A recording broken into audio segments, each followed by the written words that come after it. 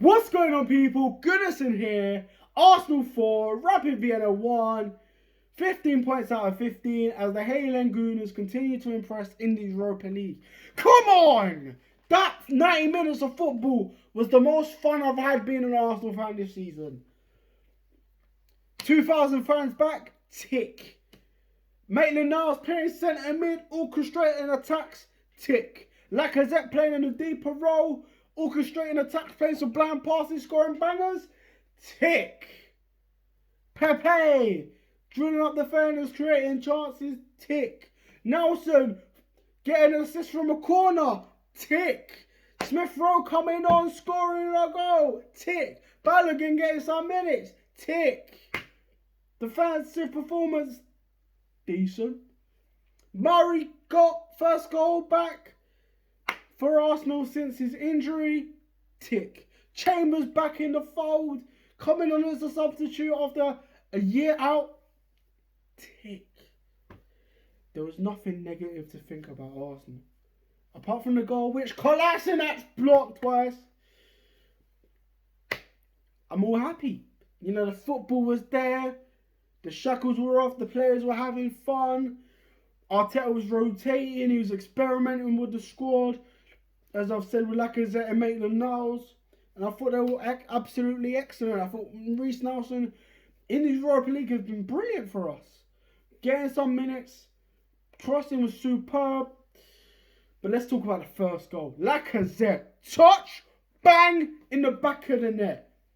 And you could tell from his celebration that meant a lot to him. He's been struggling for form since we was dropped by Arteta.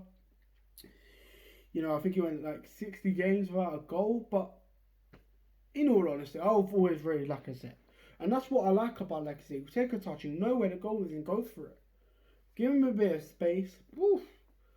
You know, yeah, he lacks a bit of the composure when he's through on goal. He's rash and he rushes it, or, you know, but he's always been that guy that impresses me as a footballer, as a player that works his socks off game in, game out. And that goal meant a lot to me. I was very happy to see that.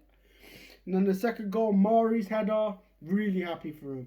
Nelson, brilliant cross. Amari, excellent header, good use of good technique. Vienna players in marking him. But I was very refreshed to see that, man. Like, very unfortunate. He's coming from Corinthians. No, it's Athletic Paranaense from Brazil. You know, came had some decent games, kept the clean sheet against West Ham, the 1-0 win. Comes back against Man City, gets injured the first game back after lockdown. And he's been coming in and he's done a good job for the 90 minutes he played. Really impressive. He took the armband. So, really impressed. Nelson as well, brilliant corner. But it was just fairly simple, fairly easy. The third goal, brilliant team move. Lacazette playing a lovely through ball off to the Pepe, crossing to Nelson. But instead of shooting, Nelson lays it off to NKETIAH, who shoots, save, but headers home the rebound, which I was very happy to see. The Arsenal fans that go on Instagram to start slating him are absolute wankers. Those football fans don't deserve to be in the stadiums. They don't deserve any attention. They're probably racist. They're vile. They probably got bullied at school, and they thought, no, I'm gonna bully a footballer because they think, oh, NKETIAH, clinical in front of goal. You know, he cares about the badge. He works his socks off. He's got abundance of energy. Scoring for fun in the Europa League and the England under-21s. Hopefully his Premier League form improves. We know the talent he's got. Yes, Balogun's been impressive since he's come on. He's got a goal for Arsenal. But Etienne Nketiah, man, don't sleep on the guy. Yeah, he's been around for a couple of seasons now, but he's had a good loan spell at Leeds. He's come back to Arsenal. He's been working his socks off, but it was refreshing to see him score again. Second half begins. Concede. I'm like, what is going on? Kolasinac is forced to make 2 blocks off the line because Rudiger couldn't parry a ball properly. I thought the 2 blocks were brilliant and got to defend that a lot better and clear it away. Kolasinac was very unlucky as they scored there, but we were still having fun. We were still on the wave, drifting. and then Smith Rowe comes on, gets a goal. Very happy for him. You know, I think it's his first goal in 2 years since Vorskla, you know, in Europa League group stages. And I love watching Smith Rowe play. He's very talented. I think he's got big potential for the future. If he avoids injuries, gets a good run of games in the Prem, in the Europa League, in the Cup games, why can't he thrive, man? He's brilliant. He's a talented footballer. Can get goals from midfield. And we'll talk about the transfers in a bit, but I was just impressed. Good play from Pepe and Maitland-Niles to set up the goal. Vienna was sloppy again, but it's brilliant. 4-1 win. Players were energised, the fans were energised, showing a lot of support, cheering them on, chanting for them. Saka was warming up, even he was getting a bit of praises. I was surprised to see Willian Ceballos come on, given the fact that we've already won the game, we're already through. But I thought Ceballos' passing was absolutely majestic. Willian actually looked better, he was taking a few shots of goal. His corners are pretty impressive as well, but Willian has to improve in the Premier League. Because fans are already not on his side. Fans are already calling for his head, making him a scapegoat. I thought he was good in the last game against Wolverhampton. And even against Leeds, he wasn't too bad. But got to find a little bit more form. He's playing against his favourite opposition on Sunday if he comes on. That's Tottenham. We all know full well he's a goal scorer in those games. So hopefully he'll get a goal for Arsenal and we get a win there. Am I confident? Not so much. But it was nice. It was refreshing. Players coming back after injury.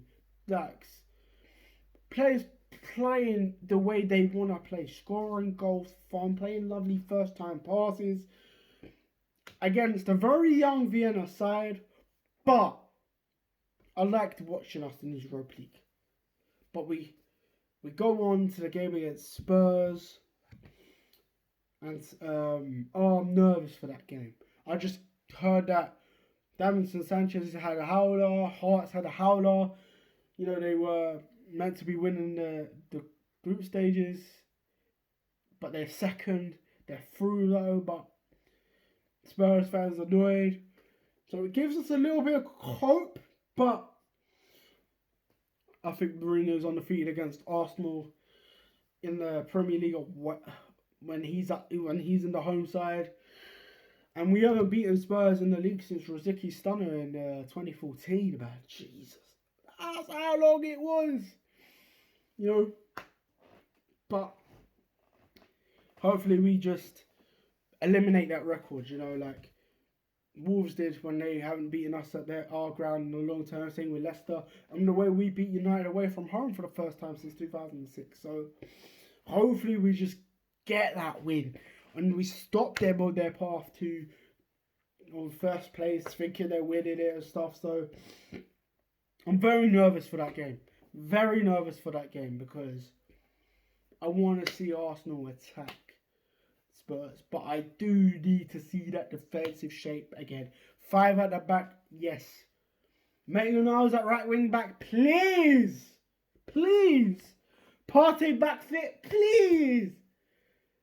I want to see Tierney back at left centre back with Saka left wing back. Be a bit more attacking, be a bit more. Xhaka drop, please. I don't want to stick it on him. Too slow for our style of football. Too passive. Please. Lacazette, give him a start. Big game player. Aubameyang, please. You haven't scored at the Tottenham Stadium. You haven't scored away against Tottenham. Do the job. Big game player needed. He needs to get a goal. He's got the composure, but we shall see. One thing I'll also say before I head off, I like the fact that we're already linked with transfers. I like the fact that we're trying to go for Zilabozai, but there's also transfer targets to look at, like Buendia, for example. I had Yazici was a link. It's not Yazici, it's Yazici. baller, Turkish baller. I've been watching him play. He's cold. But Zulabozai is the big target for Arsenal. I think he's got techers. He can play as a left midfielder, as an attacking midfielder. I was reading articles about him. Lots of pundits. Ooh, that goal he scored for Hungary to send them to the Euros. The free kick he scored against Turkey. I looked at that goal and I was like, wow. Çalhanoğlu. Oğlum. Nah. But yeah, it's good to see that we're linked with a right-sided centre-back as well, because I do think we need a right-sided centre-back. I think Luiz isn't good long-term solution.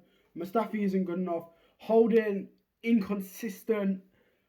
Socrates is out the door. Saliba, he's going to go back to St. Etienne on loan. And really, the only defenders that we're going to look to keep are Chambers, Mari, Gabriel, obviously Luiz for the short term. But I think it's smart that Arsenal are going for a right-sided centre-back that can pass the ball, that can defend, and offer a cool head of experience. I think if we do find one of those, that'll be important. But yeah, Arsenal, I'm not confident against Tottenham on Saturday. I'm really not confident. The amount of times I watch Arsenal play, lose, or come out of there just thinking we should have won, man. But I'm really praying that Arsenal get that win against Mourinho. They're top of the league at the moment. And they've had more games than us this season. They've had they've already played Man City as well, and Chelsea, and just do the thing. Do it. Arteta, just get us the win. If Arteta gets the win, then fans, they know that he's a good manager, and they will believe in him a bit better. Because I feel like we have to stick with Arteta to the end of the season. Judge him at the end. We can't just keep chopping and changing during the season, expecting everything to work. Arteta came in, and we were lucky to win the FA Cup under him. We were lucky to win the Community Shield under him. We wouldn't have done that under Emery or any other manager. Yeah, the comparisons are there between Ancelotti and Mourinho, but look, give him time. Arteta's young. He's young. He's old enough to. He's old enough and wise enough to know what he needs to do at such a young age. He doesn't dilly-dally. Yes, he's made a few mistakes with handling some of the players and stuff, but please, Arteta, please, Arsenal fans, just have faith in him. Because I know next year and the year after, when we have a proper squad, and Kroenke fully backs the squad, we will go back into where we belong.